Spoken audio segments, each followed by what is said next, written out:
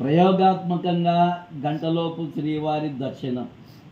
DJ యాత్ర తరహాలో టీటీడీలో ఆర్టిఫిషియల్ ఇంటెలిజెన్స్పై సాధ్యాసాధ్యాల పరిశీలన. 18 డిసెంబర్ నుంచి వారం రోజుల పాటు ఏఐ పనితీరుపై స్క్రీన్పై ప్రొజెక్టర్ ప్రజెంటేషన్. పాలక మండలి కీలక తీర్మానం అమలుకు బిఆర్ నాయుడు గారి చర్యలు.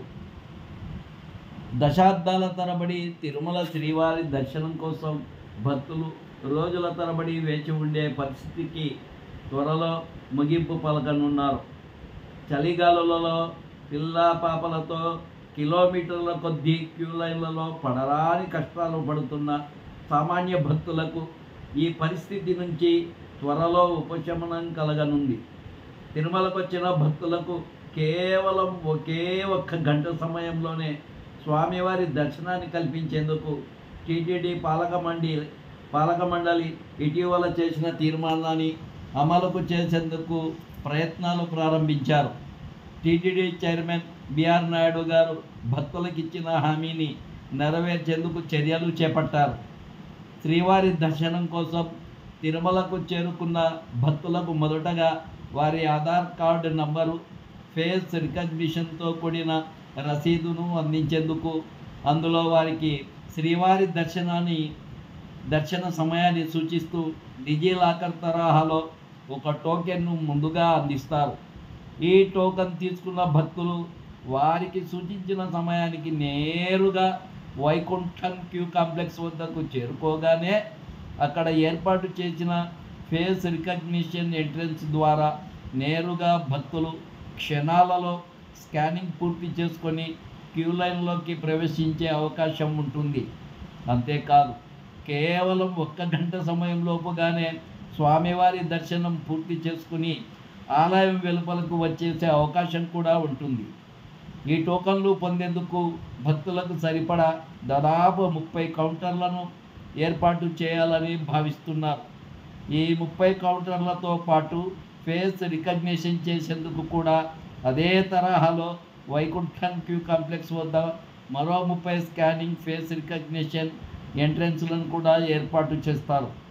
ఎక్కడ సిబ్బందితో అవసరం లేకుండానే ఆటోమేటిక్గా విమానాశ్రయాలలో ఏ విధంగా అయితే డిజిలాకర్ పద్ధతి అమలు చేస్తున్నారో అదే తరహాలో తిరుమల కొండపై కూడా భక్తులు గంటల తరబడి వేచి ఉండే అవసరం లేకుండా ఆధునిక సాంకేతిక పరిజ్ఞానాన్ని ఉపయోగించుకొని ఆర్టిఫిషియల్ ఇంటెలిజెన్స్ సహాయంతో కేవలం గంట సమయంలోపుగా శ్రీవారి దర్శనాన్ని భక్తులకు కల్పించేందుకు కావలసిన మౌలిక సదుపాయాలన్నింటినీ కల్పించేందుకు తిరుమల తిరుపతి దేవస్థానం సిద్ధమైంది. ఇప్పటికే తిరుమల తిరుపతి దేవస్థానానికి ఈ విధానం అమలు కోసం కావలసిన ఆర్టిఫిషియల్ ఇంటెలిజెన్స్ సాఫ్ట్వేర్ను అందించేందుకు 4 విదేశీ సంస్థలు కూడా ముందుకు వచ్చాయి. ఇప్పటికే టీటీడీలో అమలు చేస్తున్న విధానం, భక్తులను దర్శనానికి అనుమతిస్తున్న విధానం, టీటీడీ పరిస్థితులు, ఒక రోజుకు తిరుమలకు వస్తున్న భక్తుల సంఖ్య, వారి నుంచి సేకరిస్తున్న సమాచారం మొదలైన పూర్తి వివరాలన్నింటినీ సాఫ్ట్వేర్ సంస్థలకు టీటీడీ అందించడం జరిగింది. ఈ మేరకు త్వరలో టీటీడీలో అమలు చేయనున్న ఏఐ విధానాన్ని ప్రయోగాత్మకంగా ప్రొజెక్టర్ ప్రజెంటేషన్ ద్వారా ఆర్టిఫిషియల్ ఇంటెలిజెన్స్ నిపుణులు టీటీడీ ఉన్నతాధికారులకు 18వ తేదీ నుంచి అనగా నేటి నుంచి వారం రోజుల పాటు ప్రయోగాత్మకంగా ప్రదర్శించనున్నారు.